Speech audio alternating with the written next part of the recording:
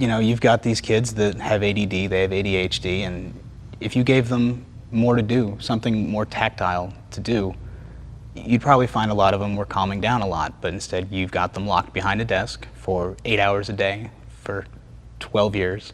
You expect them to go to a 4-year college where they're likewise going to be locked behind a desk. And when they get out of that college, what are they going to do? They're going to fly a desk.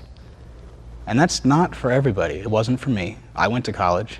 I did 2.5 years as a history major and discovered that I was not proud to be doing history and that my options would be a museum curator or a weird-looking guy on the History Channel discussing alien conspiracies, or I'd be flying a desk.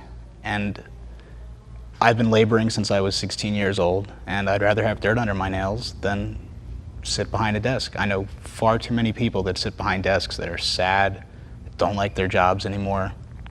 And what are they going to do?